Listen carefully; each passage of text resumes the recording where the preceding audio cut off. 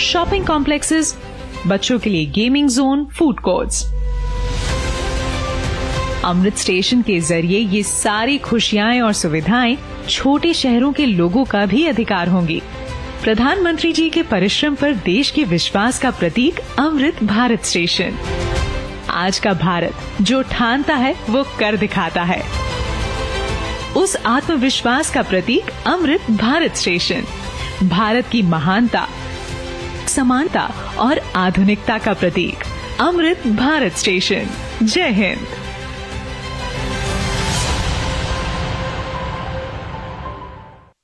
प्रधानमंत्री जी से आग्रह करती हूँ कि वे रिमोट का बटन दबाकर 508 अमृत भारत स्टेशनों के पुनर्विकास का शिलान्यास करें।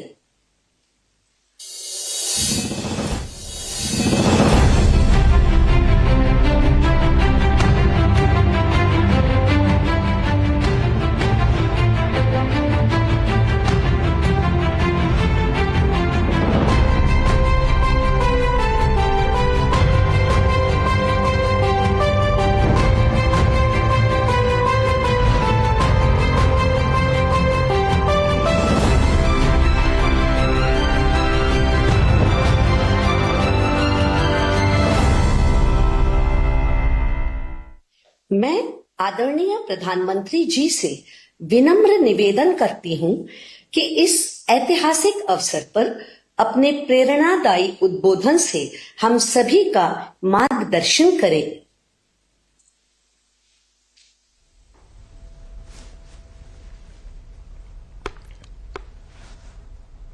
नमस्कार।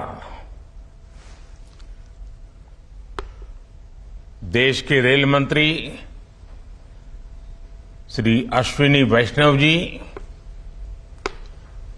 कार्यक्रम में देश के कोने कोने से जुड़े केंद्रीय मंत्रिमंडल के अन्य सदस्य, विभिन्न राज्यों के गवर्नर, मुख्यमंत्रीगण, राज्य मंत्रिमंडल के मंत्रीश्री, सांसदगण, विधायकगण, अन्य सभी महानुभाव और मेरे प्यारे भाइयों और बहनों, विकसित होने के लक्ष्य की तरफ कदम बढ़ा रहा भारत अपने अमृत काल के प्रारंभ में है। नई ऊर्जा है, नई प्रेरणा है, नए संकल्प है। इसी आलोक में आज भारतीय रेल के इतिहास में भी एक नए अध्याय की शुरुआत हो रही है। भारत के करीब 1300 प्रमुख रेलवे स्टेशन अब अमृत भारत रेलवे स्टेशन के तौर पर विकसित किए जाएंगे। उनका पुनर्विकास होगा, आधुनिकता के साथ होगा। इसमें से आज 508 अमृत भारत स्टेशनों के पुनर्निर्माण का काम शुरू हो रहा है और इन 508 अमृत भारत स्टेशन के नवनिर्माण पर करीब 25,000 करोड़ रुपए खर्च किए जाएंगे। आप कल्पना कर सकते हैं, ये देश के इंफ्रास्ट्रक्चर के लिए, रेलवे के लिए और सबसे बड़ी बात है मेरे देश के सामान्य नागरिकों के लिए ये कितना बड़ा अभियान होने वाला है। इसका लाभ देश के लगभग सभी राज्यों को मिलेगा। जैसे यूपी में इसके लिए करीब 4,500 करोड़ रुपए के खर्च से 55 अमृत स्टेशन को विकसित किया जाएगा। राजस्थान के भी 55 railway station Amrit Bharat station बनेंगे। एमपी में 1000 करोड़ रुपए के खर्च से 34 स्टेशन का कायाकल्प होने वाला है।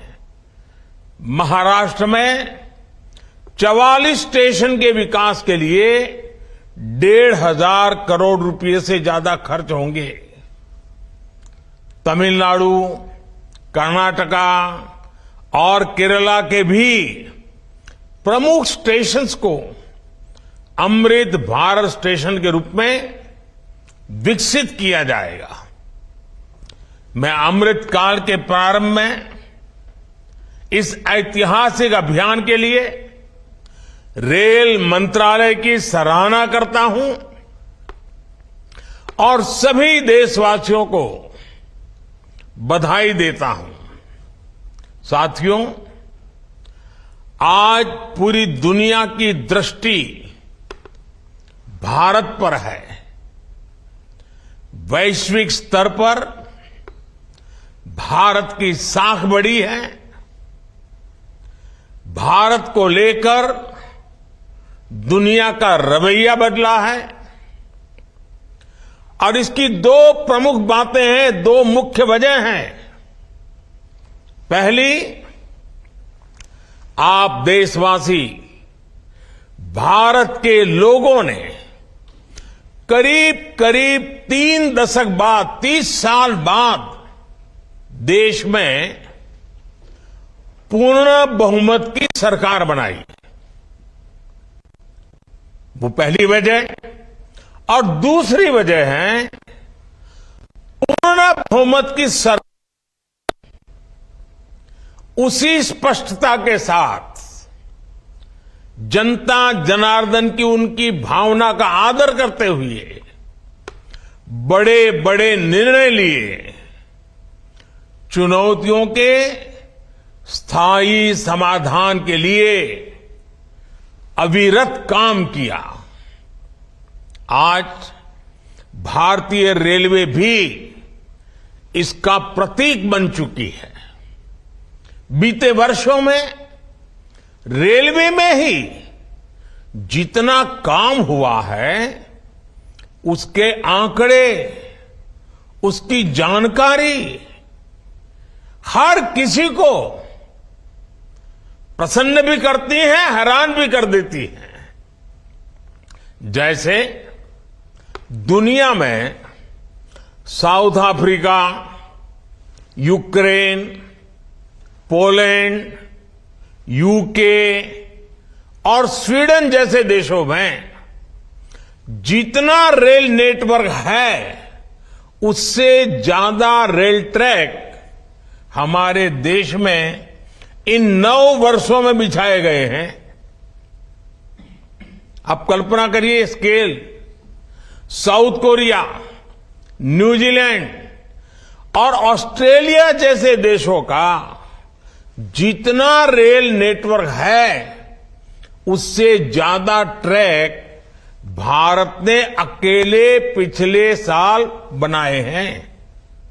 एक साल में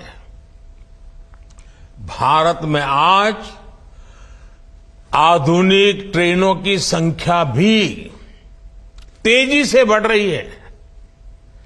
आज देश का लक्ष्य है कि रेलवे की यात्रा हर यात्री के लिए, हर नागरिक के लिए सुलभ भी हो और सुखद भी हो। अब ट्रेन से लेकर स्टेशन तक आपको एक बेहतर, एक उम्दा से उम्दा एक्सपीरियंस देने का प्रयास है। प्लेटफॉर्म्स पर बैठने के लिए बेहतर सीटें लग रही हैं, अच्छे वेटिंग रूम बनाए जा रहे हैं। आज देश के हजारों रेलवे स्टेशनों पर मुफ्त वाईफाई की सुविधा है। हमने देखा है इस मुफ्त इंटरनेट का कितने ही युवाओं ने लाभ उठाया है। पढ़ाई करके वो अब बहुत कुछ अपने जीवन में सिद्धियां प्राप्त कर चुके हैं। साथियों, ये इतनी बड़ी सिद्धियां हैं,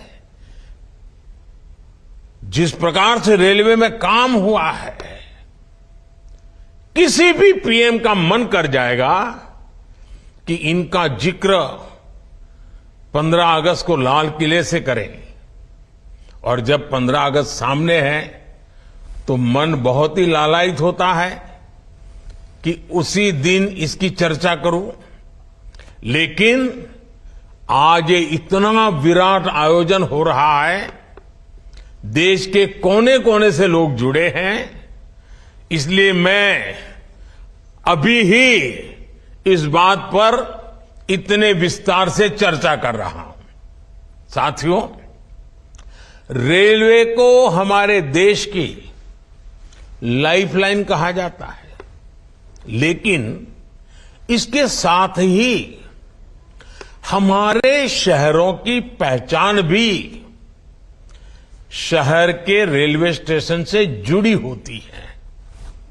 समय के साथ ये रेलवे स्टेशन अब हार्ट ऑफ द सिटी बन गए हैं। शहर की सारी प्रमुख गतिविधियां रेलवे स्टेशनों के आसपास ही होती हैं। इसलिए आज बहुत आवश्यक है कि हमारे रेलवे स्टेशनों को नए आधुनिक स्वरूप में ढाला जाए। रेलवे की जगह का ऑप्टिमम यूटिलाइजेशन किया जाए। साथियों, जब देश में इतने सारे नए आधुनिक स्टेशन बनेंगे तो उससे विकास को लेकर एक नया माहौल भी बनेगा। देसी विदेशी कोई भी पर्यटक जब ट्रेन से इन आधुनिक स्टेशनों पर पहुंचेगा तो राज्य की, आपके शहर की पहली तस्वीर उसे जरूर प्रभावित करेगी, वो यादगार बन जाती है। आधुनिक सेवाओं के कारण पर्यटन को बढ़ावा मिलेगा। स्टेशन के आसपास अच्छी व्यवस्थाएं होने से आर्थिक गतिविधियों को भी बढ़ावा मिलेगा। सरकार ने स्टेशनों को शहर और राज्यों की पहचान से जोड़ने के लिए वन स्टेशन वन प्रोडक्ट योजना भी शुरू की है। इससे पूरे इलाके के लोगों को, कामगारों और कारीगरों को फायदा होगा, साथ ही जिले की ब्रांडिंग भी होगी। साथियों, आजादी के अमृत काल में देश ने अपनी विरासत पर गर्व का भी संकल्प लिया है। ये अमृत रेलवे स्टेशन उसके भी प्रतीक बनेंगे, हमें गर्व से भर देंगे। इन स्टेशंस में देश की संस्कृति और स्थानीय विरासत की झलक दिखेगी। जैसे जयपुर रेलवे स्टेशन में हवा महल, आमेर फोर्ट जैसी राजस्थान की धरोहरों की झलक होगी। जम्मू कश्मीर का जम्मू तवी रेलवे स्टेशन प्रसिद्ध रघुनाथ मंदिर से प्रेरित होगा। नागालैंड के दिमापुर स्टेशन पर वहां की 16 जनजातियों की लोकल वास्तुकला दिखाई देगी। हर अमृत स्टेशन शहर की आधुनिक आकांक्षाओं और प्राचीन विरासत का प्रतीक बनेगा। देश के विभिन्न ऐतिहासिक स्थलों और तीर्थ स्थानों को जोड़ने के लिए इन दिनों देश में एक भारत गौरव यात्रा ट्रेन, भारत गौरव टूरिस्ट ट्रेन भी चल रही है, शायद आपके ध्यान में आया होगा, उसको भी मजबूती दी जा रही है। साथियों, किसी भी व्यवस्था को ट्रांसफॉर्म करने के लिए जरूरी होता है कि हम उसके पोटेंशियल को पहचानें। भारतीय रेल में तो ग्रोथ को रफ्तार देने का अपार पोटेंशियल है। इसी सोच के साथ बीते 9 वर्षों में हमने रेलवे में रिकॉर्ड इन्वेस्टमेंट किया है। इस साल के रेलवे को 2.5 लाख करोड़ रुपए से ज्यादा का बजट दिया गया है। ये बजट 2014 की तुलना में 5 गुना ज्यादा है। आज एक होलिस्टिक सोच के साथ रेलवे के समग्र विकास के लिए काम हो रहा है। इन 9 वर्षों में लोकोमोटिव्स उत्पादन में भी 9 गुना की वृद्धि हुई है। आज देश में पहले की अपेक्षा 13 गुना ज्यादा HLB कोच बन रहे हैं। साथियों, नॉर्थ ईस्ट में रेलवे के विस्तार को भी हमारी सरकार ने प्राथमिकता दी है। रेलवे लाइनों का दोहरीकरण हो, गेज परिवर्तन हो, इलेक्ट्रिफिकेशन हो, नए रूट्स का निर्माण हो, इस पर तेजी से काम किया जा रहा है। जल्द ही पूर्वोत्तर के सभी राज्यों की राजधानियां रेलवे नेटवर्क से जुड़ जाएगी। नागालैंड में 100 साल बाद दूसरा रेलवे स्टेशन बना है। नॉर्थ ईस्ट में नई रेल लाइनों की कमीशनिंग भी पहले के मुकाबले 3 गुना ज्यादा हो रही है। साथियों, पिछले 9 वर्षों में 2200 किलोमीटर डेडिकेटेड फ्रेट कॉरिडोर भी बनाए गए हैं। इसकी वजह से माल गाड़ियों के ट्रेवल टाइम में काफी कमी आई है। दिल्ली एनसीआर से वेस्टर्न पोर्ट तक, चाहे गुजरात के समुद्री तट हो या महाराष्ट्र का समुद्री तट हो, पहले से जो सामान ट्रेन से पहुंचाने में एवरेज औसतन 72 घंटे लगते थे, आज वही लगेज, वही सामान, वही गुड्स 24 घंटे में पहुंच जाता है। ऐसे ही दूसरे रूट्स पर भी टाइम में 40% की कमी आई है। ट्रैवल टाइम में कमी आने का मतलब है कि मालगाड़ियों की गति बढ़ी है और सामान भी अब ज्यादा तेजी से पहुंच रहा है। इसका बड़ा लाभ हमारे उद्यमियों, कारोबारियों और खास करके हमारे किसान भाई बहनों को हो रहा है। हमारी फल सब्जियां अब ज्यादा तेजी से देश के एक कोने से दूसरे कोने तक जा रही है।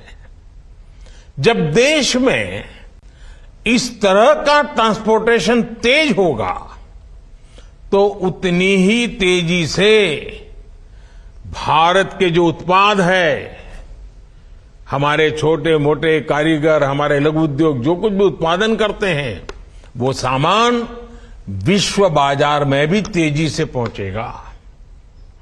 साथियों, आप सभी ने देखा है कि पहले रेलवे ओवरब्रिज का कम होने के कारण कितनी दिक्कतें आती थी।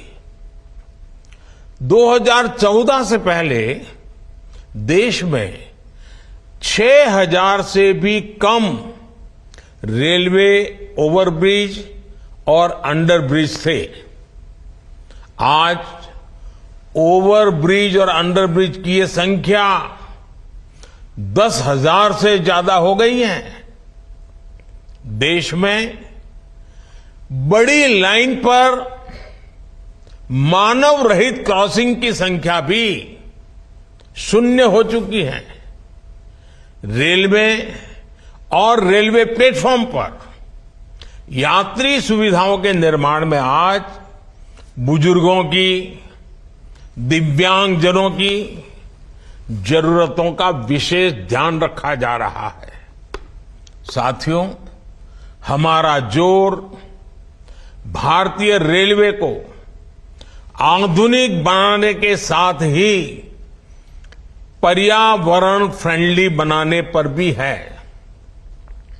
बहुत जल्द भारत के 100% रेल ट्रैक्स इलेक्ट्रिफाइड होने जा रहे हैं, यानी कुछ ही वर्षों में भारत की सारी ट्रेनें सिर्फ बिजली से चला करेगी। इससे पर्यावरण की कितनी बड़ी मदद होगी, आप अंदाजा लगा सकते हैं। 9 वर्षों में सोलर पैनल से बिजली बनाने वाले रेलवे स्टेशनों की संख्या भी 1200 से ज्यादा हो गई है। लक्ष्य यही है कि आने वाले समय में सभी स्टेशन ग्रीन एनर्जी बनाएं। हमारी ट्रेनों के करीब 70,000 डिब्बे, 70,000 कोचेज में एलईडी लाइट्स लगाई जा चुकी हैं। ट्रेनों में बायो टॉयलेट्स की संख्या भी 2014 के मुकाबले अब 28 गुना ज्यादा हो गई है।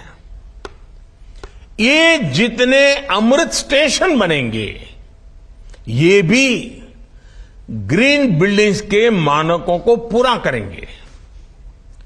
2030 तक भारत एक ऐसा देश होगा जिसकी रेलवे नेट जीरो एमिशन पर चलेगी। साथियों, रेल ने दशकों से हमें अपनों से मिलने का बहुत बड़ा अभियान चलाया है, काम किया है। एक प्रकार से देश को जोड़ने का भी काम किया है। अब ये हमारी जिम्मेदारी है कि हम रेल को एक बेहतर पहचान और आधुनिक भविष्य से जोड़ें और रेल की रक्षा, व्यवस्थाओं की रक्षा, सुविधाओं की रक्षा, स्वच्छता की रक्षा, एक नागरिक के नाते उस कर्तव्य को हमें निभाना। अमृतकाल कर्तव्य काल भी है। लेकिन साथियों, कुछ बातें जब हम देखते हैं तो मन को पीड़ा भी होती है। दुर्भाग्य से हमारे देश में विपक्ष का एक धड़ा आज भी पुराने ढर्रे पर चल रहा है। वो आज भी खुद तो कुछ करेंगे नहीं और किसी को करने भी न देंगे, न काम करेंगे न करने देंगे। ये रवैये पर अड़े हुए हैं। देश ने आज की और भविष्य की जरूरतों की चिंता करते हुए संसद की आधुनिक इमारत बनवाई। संसद देश के लोकतंत्र की प्रतीक होती है। उसमें पक्ष विपक्ष सबका प्रतिनिधित्व होता है। लेकिन विपक्ष के इस धड़े ने संसद की नई इमारत का भी विरोध किया। हमने कर्तव्य पथ का विकास किया तो उसका भी विरोध किया गया। इन लोगों ने 70 साल तक देश के वीर शहीदों के लिए वॉर मेमोरियल तक नहीं बनाया। जब हमने नेशनल वॉर मेमोरियल बनाया, उसका निर्माण किया, तो इसकी भी सरेआम आलोचना करते उनको शर्म नहीं आई। सरदार वल्लभ भाई पटेल का स्टैच्यू ऑफ यूनिटी आज दुनिया की सबसे बड़ी मूर्ति है। हर हिंदुस्तानी को गर्व होता है। और कुछ राजनीतिक दल चुनाव के समय तो सरदार साहब को याद कर लेते हैं, लेकिन आज तक इनका एक भी बड़ा नेता स्टैच्यू ऑफ यूनिटी में जाकर के सरदार साहब की इस भव्य प्रतिमा के न दर्शन किए न उन्हें नमन किया है। लेकिन साथियों, हमने देश के विकास को इस सकारात्मक राजनीति से आगे बढ़ाने का फैसला किया है और इसलिए नकारात्मक राजनीति से ऊपर उठकर सकारात्मक राजनीति के मार्ग पर एक मिशन के रूप में हम चल रहे हैं। किस राज्य में किसकी सरकार है, कहां किसका वोट बैंक है, इस सब से ऊपर उठकर हम पूरे देश में विकास को सर्वोच्च प्राथमिकता दे रहे हैं। सबका साथ, सबका विकास, ये धरती पर चरितार्थ करने के लिए जी जान से जुटे हैं।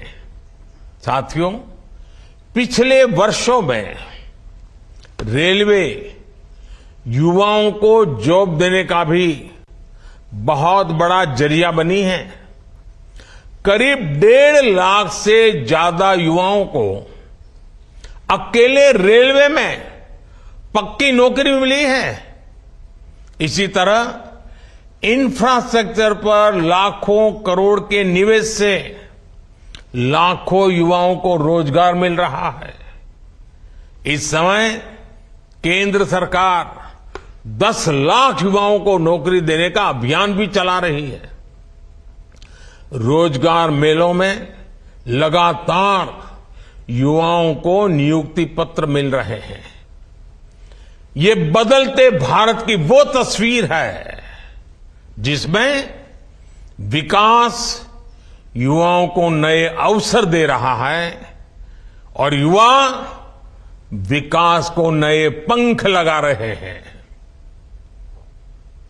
साथियों, आज इस कार्यक्रम में बहुत सारे स्वतंत्रता सेनानी हमें आशीर्वाद देने के लिए उपस्थित हैं। कई पद्म सम्मान प्राप्त महानुभाव भी इस कार्यक्रम की शोभा बढ़ा रहे हैं। हर भारतीय के लिए अगस्त महीना बहुत विशेष महीना होता है। ये महीना क्रांति का महीना है, कृतज्ञता का महीना है, कर्तव्य भावना का माह है। अगस्त में कितने ही ऐतिहासिक दिवस आते हैं जिन्होंने भारत के इतिहास को नई दिशा दी और आज भी हमें प्रेरित करते हैं। कल 7 अगस्त को पूरा देश स्वदेशी आंदोलन को समर्पित नेशनल हैंडलूम डे मनाएगा। 7 अगस्त की ये तारीख हर भारतीय के लिए वोकल फॉर लोकल होने के संकल्प को दोहराने का दिन है। कुछ ही दिनों बाद गणेश चतुर्थी का पवित्र पर्व भी आने वाला है। हमें अभी से इको फ्रेंडली गणेश चतुर्थी की तरफ जाना है। हम कोशिश करें कि गणपति बप्पा की प्रतिमाएं इको फ्रेंडली मटेरियल्स की बनी हो।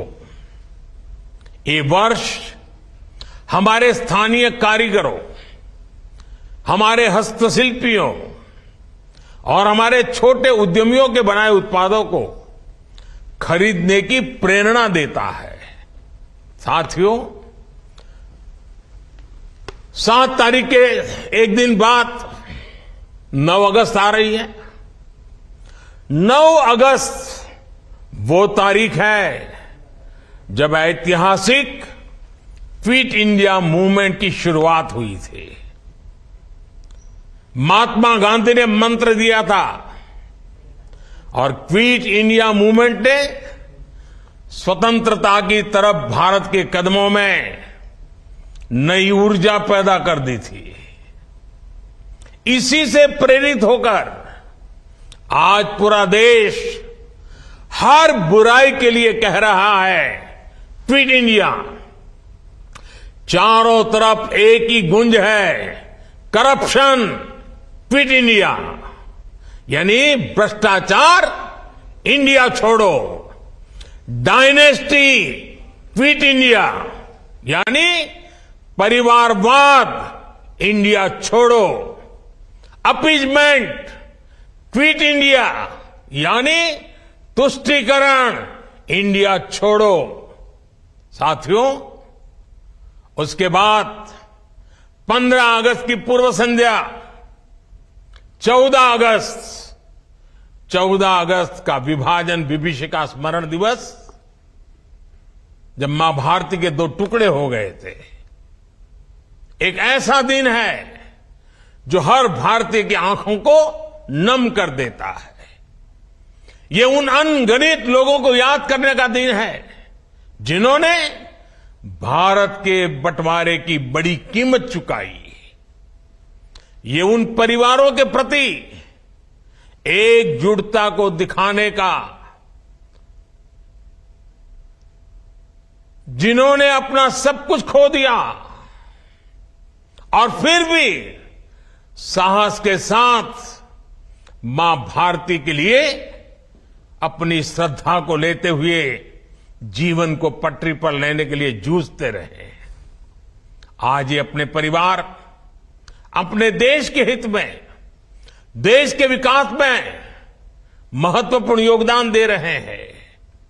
और साथियों, 14 अगस्त विभाजन विभीषिका दिवस, मां भारती के टुकड़ों का वो दिन हमें भविष्य में मां भारती को एक रखने की जिम्मेवारी भी देता है। अब इस देश को किसी भी तरह से कोई नुकसान न हो पाए, ये संकल्प करने का समय भी ये विभाजन विभीषिका दिवस 14 अगस्त है। साथियों, देश का हर बच्चा, बुजुर्ग, सब कोई 15 अगस्त का इंतजार करता है। और हमारा 15 अगस्त, हमारा स्वतंत्रता दिवस, हमारे तिरंगे और हमारे राष्ट्र की प्रगति के प्रति हमारी प्रतिबद्धता को दोहराने का समय है। पिछले साल की तरह ही इस बार भी हमें हर घर तिरंगा फहराना है। हर घर तिरंगा, हर दिल तिरंगा, हर मन तिरंगा, हर मकसद तिरंगा, हर सपना तिरंगा, हर संकल्प तिरंगा। मैं देख रहा हूं कि अनेक साथी